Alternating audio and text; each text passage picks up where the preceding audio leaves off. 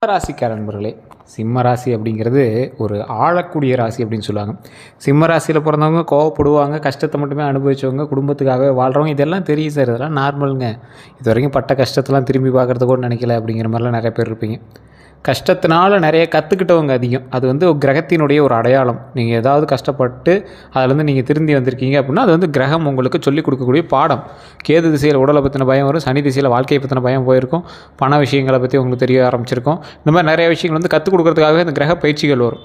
So அந்த டைமில் நீங்கள் பட்ட கஷ்டங்களை அதுக்கப்புறமேல நினச்சி கூட போக முடியாது, நீங்கள் இவ்வளோ கஷ்டப்பட்டீங்களா அப்படின்னு. அந்தளவுக்கு வந்து அடுத்த தசாபதிகள் அப்படியே மறந்து மாறி இருப்பீங்க. ஸோ இந்த சிம்ம ராசியை பொறுத்த வரைக்கும் சூரியனால் ஆளப்படக்கூடிய ராசியை கருதப்படுதுங்க. ஜோதிட மரபுகளின்படி இந்த ராசிக்காரங்க தன்னம்பிக்கையாகவும் தலைமைத்துவமாகவும் கௌரவ உணர்வாகவும் மற்றும் பிறரை வழிநடத்தக்கூடிய திறன் கொண்டவர்களாகவும் கூறப்படுறாங்க. இருந்தாலும் ஒருவரின் வாழ்க்கையை முழுவதுமாக ராசி மட்டும் தீர்மானிக்காது. இது பொதுவான ஜோதிட விளக்கமாகவே பார்க்கப்படணும் அப்படிங்கிறது ஒரு முக்கியமான ஒரு விஷயம். இந்த ராசிக்காரங்க இப்போ எதுக்கெல்லாம் வந்து கஷ்டப்பட்டுருக்காங்க, சிம்ம ராசிக்காரனோட குணாதிசயம் என்ன, அவன் குணத்தினால தான் அவன் கஷ்டப்படுறானா, இல்லை கிரகத்தினால அவன் கஷ்டப்படுறானா, இல்லை அவன் ஜாதகத்திலே கட்டம் சரி இல்லையா, இல்லை எதனால் அவன் இவ்வளோ கஷ்டப்பட்டுருக்கான். ஒன்றே ஏதாவது பொறிவிக்க போனால் காத்தடிக்குது, சொந்தக்காரனோட போனால் அவனே வச்சு செய்கிறான், தெரிஞ்சவனுக்கு முன்னாடி வாழ்ந்து காட்டினா அவன் இருக்கிறத கந்திஷ்டி பார்த்தே பல பிரச்சனை பண்ணி விட்டு மாட்டேங்குது, குடும்பத்தில் இருக்கிறவனே வந்து சப்போர்ட்டுக்கு வந்து நிற்க மாட்டேங்கிறான், தாய் தந்தையரே இரு மகன்களை வேறுபாடு பார்க்குறாங்க, தொழிலுக்கு போனால் நஷ்டத்தை சந்திக்கிறது மட்டும் இல்லாமல் இஎம்ஐக்கே சரியாக போயிடுது, கடன் பிரச்சனைகள் ரொம்ப அதிகமாக இருக்குது, கழுத்து நரிக்கிற அளவுக்கு இல்லை அப்படின்னாலும் அதை நினச்சா தூக்கம் வரமாட்டேங்குது, என்ன தான் இருந்தாலும் கடன்லாம் தீர்ந்தா தானே நல்லாயிருக்கும், உடல் ஆரோக்கியம் அதுக்கு மேலே டென்ஷன் பண்ணுது, என்ன தான் சார் பண்ணுறது அப்படின்னு இருக்கிறவங்களுக்கு குடும்பத்தில் இதெல்லாம் பற்றி டிஸ்கஸ் பண்ணலான்னு உட்காந்தா நீ தான் அதுக்கெல்லாம் காரணம்னு தலை மேலே தூக்கிட்டு ஒரு கருத்து சொல்ல வந்துடுறாங்க. எப்படி சார் அதில் வந்து வெளியே வருது, என்ன தான் பலன், என்ன தான் பண்ண முடியும், அதை தான் இந்த வீடியோவில் பார்க்க போகிறோம். குரு பயிற்சி பிறந்தால் நல்லது பிறக்குங்கிறாங்க. குரு பயிற்சி எப்படி இருக்குது சிம்ம ராசிக்கு எல்லா வீடியோலையும் சொல்கிறாங்க. நீங்கள் என்ன சொல்கிறீங்க சார்? ஒன்று தெளிவாக தெரிஞ்சுக்குவாங்க, எந்த பயிற்சி நடந்தாலும் உங்களுடைய தசாபுத்தி சரியாக இருந்தால் மட்டும்தான் சரி பண்ண முடியும். இப்போ நாம் சொல்கிறது சிம்மராசியினுடைய முழுமையான பலன்கள் சொல்ல போகிறோம். சிம்மராசியில் 140 கோடி பேர் இந்தியாவில் இருக்கிறவங்களில் கிட்டத்தட்ட ஒரு 12 கோடி பேர் 10 கோடி பேருக்கு மேலே சிம்மராசியில் இருப்பான். அத்தனை பேருக்கு நான் சொல்கிறது நடந்துருமான்னா 60% தான் நடக்கும். ஏன் மீதி 40% பொய் சொல்லுவீங்களா அப்படின்னு கேட்டால், மீதி இருக்கிற 40% நீங்கள் வந்து ராசியில் மட்டும்தான் சிம்மமாக இருக்கீங்களே தவிர உள்ள தசாபுத்தி வேறு, லக்கினம் வேறு, நட்சத்திரம் வேறு, இது மாதிரி பல விஷயங்கள் வேறு இருக்குது. ஸோ அதற்கு தகுந்தாறு போல தான் வந்து பார்த்திங்கன்னா மற்ற எல்லா விஷயமே இருக்கும். அதற்கு தகுந்த மாதிரி தான் ஃபில்டர் பண்ணி உங்களுக்கான பலன்களை சொல்ல முடியும். சரி சார், இதெல்லாம் எங்கே கேட்டு தெரிஞ்சுக்கிறது, ராசி பலனை கேட்டு தெரிஞ்சுக்க. இப்போ நான் முழுமையாக சொல்கிறேன், இதெல்லாம் உங்களுக்கு செட் ஆச்சு அப்படின்னா வேணால் நீங்கள் வந்து அடுத்து நீங்கள் பார்க்க ஆரம்பிக்கலாம். இன்னொன்று, லோக்கலில் நீங்கள் ஃபஸ்ட்டு ஒரு டைம் ஜோதிடம் பாருங்கள். இல்லை சார் ஒன்று செட் ஆகலை அப்படிங்கிறவங்க மட்டும் கீழே நான் ஒரு நம்பர் கொடுத்துருக்கேன். அது நீங்கள் ப்ரமோஷனாக எடுத்துட்டாலும் சரி, இல்லை எப்படி எடுத்துட்டாலும் சரி, அது ஒரு நம்பர் இருக்குது. அது ஒரு பிரபல ஜோதிடர் நம்பர். பிரபல ஜோதிடர்களுக்கு ஆசான், விவிஐபி ஜோதிடர்னு சொல்லுவாங்க பார்த்தீங்களா, அந்த மாதிரி ஒரு 200 ஜோதிடர்களுக்கு குரு அவர். நீங்கள் அவர்கிட்ட நீங்கள் ஜோதிடம் பார்க்கும்போது நீங்கள் முன்னாடி ஃபோன் பண்ணிங்க அப்படின்னா அப்பாயின்மெண்ட் பேசிஸில் தான் ஜோதிடம் பார்ப்பாங்க. நீங்கள் ஆன்லைன்லேயும் பார்த்துக்கலாம், வெளியிலேருந்து வெளிநாட்டில் இருக்கீங்க அப்படின்னா வாட்ஸ்அப் மூலமாக நீங்கள் பேசி தெரிஞ்சுக்கலாம். எல்லாமே ஆப்ஷன்ஸ் அவைலபிள். ஆனால் நீங்கள் வெயிட் பண்ணி தான் பார்க்குற மாதிரி இருக்கும். அதுக்கு தகுந்த மாதிரி தான் ஃபீஸஸ் இருக்கும். விருப்பம் உள்ளவர்கள் மட்டும் பண்ணுங்கள், ஐடியா இருக்கிறவங்க மட்டும் பண்ணுங்கள். ஏன்னா முன்னாடியே நம்ம வந்து சொல்லிடுறோம். இந்த சிம்மராசிக்காரர்களுடைய குணாதிசயங்கள் அப்படின்னு பார்க்கும்போது ஒரு முக்கியமான பண்புலன்களில் ஒரு 2-3 மட்டும் நான் சொல்கிறேன், ஞாபகம் வச்சுக்கோங்க. தைரியம் மிகுந்தவர் அப்படின்னு சொல்கிறாங்க. சிம்மராசிக்காரன் கூட இருந்தால் அப்படின்னா அவனுக்கு பயந்துக்கே தேவையில்லை. சிம்மராசிக்காரனே ஒரு பிடிவாதக்காரன், சிம்மராசிக்காரன் ஒரு தைரியமானவன் அப்படின்னு நம்ம நம்பிக்கலாம். யாரிடமும் எளிதில் தலை குனிய மாட்டாங்க, யாருக்கிட்டையும் இறங்கி போகிறங்கிற அவசியமே எங்களுக்கு கிடையாது. பிறருக்கு உதவக்கூடிய மனப்பான்மை அதிகம், குடும்ப கௌரவத்தை காக்க முயற்சிப்பாங்க, தலைமை பொறுப்புகளை விரும்புவாங்க, அதே போல் நண்பர்களை பாதுகாக்கக்கூடிய குணம் கொண்டவங்க, நேர்மையாக பேசுவாங்க. ஸோ குறைகள் அப்படின்னா சில நேரங்களில் கோபம் அதிகரிக்கலாம், தங்களது கருத்தை மட்டுமே சரி என நினைக்கலாம், பிடிவாதம் காணப்படலாம், பாராட்டு கிடைக்காத போது மன வருத்தம் அடைவாங்க, செஞ்ச விஷயத்துக்கு பாராட்டு கிடைக்கலாம், இவங்க ரொம்ப அப்செட் ஆகக்கூடிய ஆள், அதிக நம்பிக்கை காரணமாக ஏமாற்றங்களை கூட சந்திச்சிருக்கலாம். ஸோ இதுக்கு முன்னாடி பண்ண விஷயங்களும் இதற்கு பின்பு நீங்கள் இருக்க போகிற விஷயங்களும் தான் இப்போ நம்ம இந்த வீடியோவில் சொல்ல போகிறோம். இதுவரை அனுபவித்திருக்கக்கூடிய துரோகங்கள் அப்படின்னு பார்த்தீங்கன்னா, சிம்ம ராசிக்காரங்க பொதுவாகவே பிறரை நம்பி உதவுறவங்க. ஆனால் நெருங்கிய நண்பர்களால் ஏமாற்றம் உங்களுக்கு உண்டு. அதை யார் சொன்னாலும் அடிச்சிக்கவே முடியாது. உண்மையாக இல்லையா மட்டும் கமெண்ட் செக்ஷனில் சொல்லுங்கள். உறவினர்களால் சொத்து விஷயங்களில் பிரச்சனைகள் உங்களுக்கு உண்டு. அதே போல் தொழிலில் கூட்டாளிகளால் நஷ்டம் உண்டு. காதல் அல்லது திருமண வாழ்க்கையில் நம்பிக்கை துரோகங்கள் இருக்கிறதுக்கான வாய்ப்புகள் கிட்டத்தட்ட இருக்குதுங்க. அது நீங்கள் யோசித்து பொறுமையாக செயல்பட்டால் மட்டுமே தப்பிக்க முடியும். பணம் கொடுத்து திரும்ப வர முடியாத நிலை, அது நண்பனாக இருந்தாலும் சரி, குடும்பமாக இருந்தாலும் சரி, மற்றொரு நபராக இருந்தாலும் சரி, இவை அனைவருக்கும் நடந்திருக்க வேண்டும் அப்படிங்கிறதெல்லாம் இல்லை. இது ஒரு சில குணாதிசயங்களுக்கு பொருந்தும். இது சிம்ம ராசிக்கே உரிதான சில விஷயங்கள். ஆனால் சிம்ம ராசிக்காரங்களோட வாழ்க்கையில் ஒரு கட்டத்தில் இத்தகைய அனுபவங்களை கண்டிப்பாக சந்திச்சிருப்பாங்க அப்படிங்கிறது ஜோதிடத்திற்கான கூற்றுக்கள் அப்படின்னு சொல்லலாம். தற்போது இருக்கக்கூடிய ஒரு முக்கியமான பிரச்சனை என்ன தெரியுமா உங்களுக்கு? 2026 காலகட்டத்தில் பல சிம்ம ராசிக்காரர்கள் கேட்ட ஒரு விஷயம், இதெல்லாம் உங்களுக்கு நடந்துட்டு இருக்கிற ஒரு விஷயம். 6 மாதம் ஆச்சு, பண வரவு தாமதமாக உங்களுக்கு வந்துட்டுருக்கும், கடன் அழுத்தம் உண்டாகிட்டுருக்கும், குடும்பத்தில் கருத்து வேறுபாடுகள் இருக்கும், தொழிலில் எதிர்பாராத முன்னேற்றம் இல்லாமல் இருந்திருக்கும்.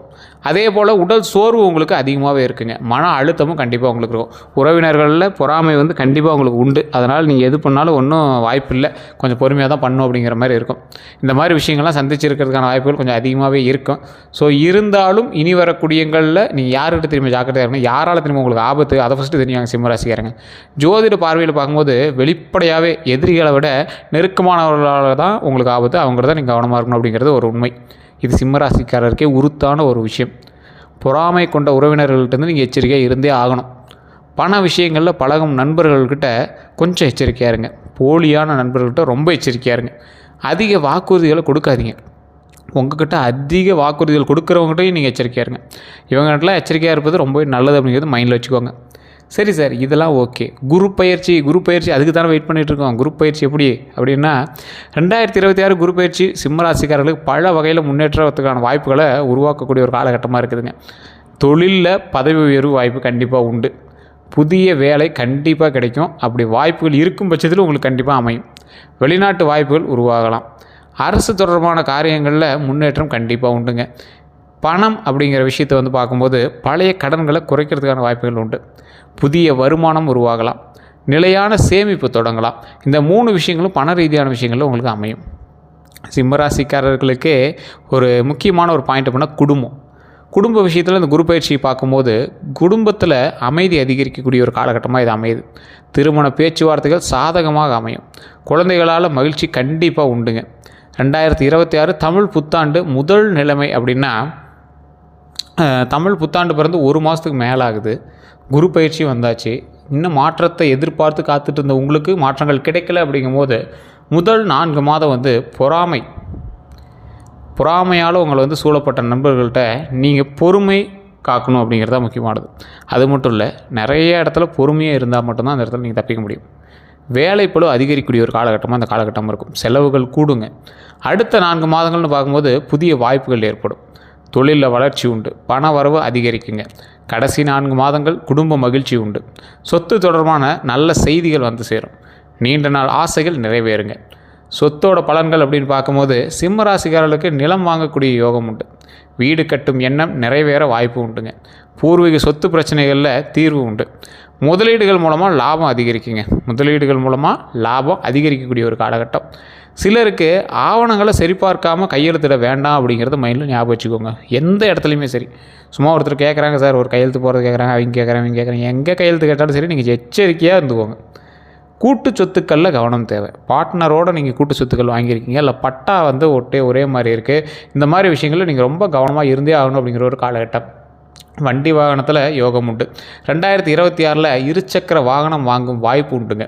கார் வாங்கும் எண்ணம் இருக்கிறவங்களுக்கு நிறைவேறதுக்கான வாய்ப்புகள் இந்த காலகட்டம் உங்களுக்கு அமைஞ்சிருக்கும். இந்த 6 மாதத்தில் நீங்கள் வாங்கியிருப்பீங்க. இல்லை அப்படின்னா இதுக்கு மேலே உங்களுக்கு வாங்குறதுக்கான வாய்ப்புகள் ரொம்ப அதிகமாகவே இருக்குது. பழைய வாகனத்தை மாற்றக்கூடிய வாய்ப்பும் அமையுதுங்க. வாகன பராமரிப்பு செலவு குறையலாங்க. கொஞ்சம் பார்த்து, கொஞ்சம் நிதானமாக வண்டி வாகனத்தை ஓட்டிக்கோங்க. தயவு செஞ்சு அதை மட்டும் கொஞ்சம் பார்த்து இருந்துக்கோங்க. ஆனால் அவசர ஓட்டத்தை தவிர்க்கணும். அப்படியே எப்படி சொல்கிறது, ஒரு ஸ்டண்ட்டுக்கு ஓட்டுறதோ, இல்லை அவசரமாக ஓட்டுறதோ, காரணமே இல்லாமல் நீங்கள் வேகமாக ஓட்டுறது, ஓட்டி பார்க்கலாம் அப்படிங்கிற மாதிரி ஓட்டுறது, இந்த மாதிரி விளையாட்டுத்தன்மையான விஷயங்கள் எதையுமே உயிர் சம்மந்தப்பட்ட விஷயத்தில் பண்ணாதீங்க. வாகனம் சம்மந்தப்பட்ட விஷயத்தில் பண்ணாதீங்க. ரொம்ப எச்சரிக்கையாக இருங்க. போக்குவரத்து விதிகளை பின்பற்றுங்க. தயவுசெய்து போக்குவரத்து விதிகளை பின்பற்றுங்க. உங்களுக்கு கவர்மெண்ட் ரூல்ஸ் மாரி நீங்கள் எது பண்ணாலும் இந்த டைமில் மாட்டிக்குவீங்க. ஸோ அந்த விஷயத்தில் ரொம்ப எச்சரிக்கையாகணும் அப்படிங்கிறது மைண்டில் ஞாபகம் வச்சுக்கோங்க. ஏன் அப்படி சொல்கிறோம் அப்படின்னா, சிம்மராசிக்காரர்களுக்கு பொதுவாகவே ஒரு ரூல்ஸை மீறினீங்க அப்படின்னா மாட்டிக்குவீங்க. ரூல்ஸுக்கு தகுந்த மாதிரி நீங்கள் எதிர்த்து பேசக்கூடிய நபர், இந்த ரூல்ஸ் பண்ணாதவனை பார்த்து நீங்கள் எதிர்த்து பேசக்கூடிய நபர், ஒரு போலீஸ் எப்படி இருக்காங்களோ அது மாதிரி சிம்மராசிக்காரர் இருப்பாங்க. ரூல்ஸை மதிக்கலை அப்படின்னா திருப்பி கேட்கக்கூடிய நபர் நீங்களே ரூல்ஸை மீறும் போது டபுள் மடங்கு தண்டனைகள் உங்கள் மீது பாயறதுக்கான வாய்ப்புகள் உண்டு. ஸோ அது அரசாங்கத்தால் மட்டும் இல்லை, அன்றாட ஒரு வாழ்க்கையிலும் சரி. ஒரு அவசரமாக நீங்கள் வேகமாக ஓட்டுறீங்க அப்படின்னா அது வேறு. அவசரமாக வேகமாக ஓட்டக்கூடாதுங்கிற ரூல்ஸை மீறி விளையாட்டாகவே நீங்கள் வேகமாக ஓட்டுறீங்க அப்படின்னா நீங்கள் மாட்டுறீங்க அப்படின்னு அர்த்தம். ஸோ அந்த விஷயத்தில் ரொம்ப எச்சரிக்கையாக இருக்கணும் அப்படிங்கிறத மைண்டில் நல்லா ஞாபகம் வச்சுக்கோங்க. போக்குவரத்து விதிகளை கண்டிப்பாக பின்பற்றுங்க. சரி சார், இவங்களுக்கு திருமணத்திற்கான பலன்கள் எப்படி இருக்குது அப்படின்னு பார்க்கும்போது, திருமணம் ஆகாதவர்களுக்கு நல்ல வரன் அமையுங்க. நீண்ட நாள் தடை நீங்கக்கூடிய ஒரு தருணமும் அமையுது. குடும்ப சம்பந்தம் கிடைக்குங்க. திருமணமானவங்களுக்கு உறவில் புரிதல் அதிகரிக்கக்கூடிய ஒரு காலகட்டம். குடும்ப மகிழ்ச்சி உருவாகக்கூடிய ஒரு காலகட்டமாக இருக்குது. சிறிய கருத்து வேறுபாடுகள் சரியாகும். என்ன சார் சிறிய கருத்து வேறுபாடு அப்படின்னா, இது மட்டும் நல்லா நோட் பண்ணிக்காங்க சிம்மராசிக்காரங்க. திருமணம் ஆனவர்கள் சின்ன சின்ன பிரச்சனைகள் உங்களோட லைஃப்பில் இப்போ போயிட்டு தான் இருக்கும். அது இந்த தசாபுத்தியினுடைய ஒரு வெளிப்பாடாக கூட இருக்கலாம். இருந்தாலும் இது சிம்ம ராசிக்கு இப்போ காமனாக போய்ட்டுருக்கு. உங்களுக்கு தசாபுத்தி ஒவ்வொருத்தரும் வேறு தான் நடந்துகிட்ருக்கு. இருந்தாலும் இது காமனாக போய்ட்டுருக்கு. சிம்மராசிக்காரர்கள் இப்போ நான் சொல்லக்கூடிய கோவிலை ஞாபகம் வச்சுக்கோங்க. நாமக்கல் மாவட்டத்தில் இருக்கக்கூடிய திருச்செங்கோடு அர்த்தநாரீஸ்வரர் ஆலயம். இப்போ கூட சமீபத்தில் திருவிழா நடந்துருக்கு. நீங்கள் பார்த்துருங்க வைகாசி மாதத்தில். ஸோ இந்த கோவிலுக்கு கண்டிப்பாக உங்களுடைய கணவனோ மனைவியோ இருக்காங்க அப்படின்னா கண்டிப்பாக கூட்டு போயிட்டு வாங்க. ரொம்ப நல்லது. இந்த கோவிலுக்கு போனீங்க அப்படின்னா திருச்செங்கோட்டில் அர்த்தநாரீஸ்வரரை நீங்கள் பார்க்கலாம். செங்கோடு வேலவர் அப்படிங்கிற ஒரு ஆலயம் அங்கேயே இருக்குது. பக்கத்துலேயே முருகருடைய ஆலயமும் இருக்குது. எல்லாமே வெள்ளை தசபாசானத்தால் செய்யப்பட்ட சிலைகள். முகம் தெரியாது, உடல் மட்டும் இருக்கும். ஸோ அந்த சிலைகளுக்கு அபிஷேகம் கிடையாது. ஸோ மேலேயே உச்சி பிள்ளையார் கோயிலும் இருக்குது. அதில் என்ன பாருங்கள், குடும்ப சமேதர்களாக அங்கே காட்சி தராங்க. சிவனும் பார்வதியும் அர்த்தநாரீஸ்வரர் ரூபத்தில் ஒரே உடலில் ஒரே உயிராக இருக்கிறாங்க. பக்கத்துலேயே வேலவர் கோவில், அதாவது முருகரோட ஆலயம் இருக்குது. அதுக்கு கொஞ்சம் தூரம் மேலேயே பார்த்திங்கன்னா உச்சி பிள்ளையார் கோயிலும் இருக்குது. 4 தெய்வங்களும் ஒரே ஆலயத்தில் ஒரே மலை மீது திருச்செங்கோடு அப்படிங்கிற ஒரு இடத்துல இருக்காங்க. அப்போ என்ன ஆகுது, அதை காவல் காக்கிறதுக்கு பாம்பு நாகமும் கீழே இருக்குது. அந்த நாகம் 60 அடி நீளம் கொண்ட நாகம். இன்றைக்கி நீங்கள் படிக்கட்டு வழியாக போனீங்கன்னா 1200 படிக்கட்டுகள் பக்கமாக வரும். அதில் படிக்கட்டு வழியாக போக முடியல அப்படிங்கிறவங்க அந்த போய் நாகத்தை மட்டும் வழிபட்டு அதுக்கப்புறமேட்டு பஸ் ஏறி கூட நீங்கள் மேலே போகலாம். ஸோ மறுபடியும் போயிட்டு ரிட்டர்ன் தான் நீங்கள் பஸ் ஏறி போகிற மாதிரி இருக்கும். ஸோ அந்த பஸ் ஏறி போகும்போது அந்த கோயில் வாசலே கொண்டு போய் விட்டுறாங்க. கோயிலுடைய பஸ்ஸே இருக்குது. நீங்கள் சாமி வழிபட்டு வந்துடலாம். ஸோ அந்தளவுக்கு ஒரு அற்புதமான ஒரு ஆலயம். எல்லாருமே போய் வணங்கக்கூடிய அளவுக்கு ஒரு ஆலயம். ஒரு சூப்பரான வைப்ரேஷன் கிடைக்கும். அந்த வைப்ரேஷனை நீங்கள் எங்கேயுமே கேள்விப்பட முடியும். திருமணமானவர் கண்டிப்பாக அந்த கோயிலுக்கு போயிட்டு வருவாங்க. இன்றைக்கி அந்த கோயிலுக்கு பக்கத்தில் இருக்கிற எல்லாமே போயிட்டு மாலை மாற்றிக்கொள்ளக்கூடிய ஒரு விஷயங்களும் அங்கே நடந்துட்டுருக்கு. குழந்தை இல்லாத தம்பதியினரும் அங்கே போயிட்டு இருந்தீங்க அப்படின்னா ரொம்ப நல்லது. ஸோ திருமணமானவர்கள் சண்டை சச்சரவு இருக்கிறவங்க கண்டிப்பாக அந்த கோயிலுக்கு போயிருந்தீங்கன்னா சண்டை சச்சரவு இருக்காது, கம்ப்ளீட்டாக கிளியர் ஆகிடும்.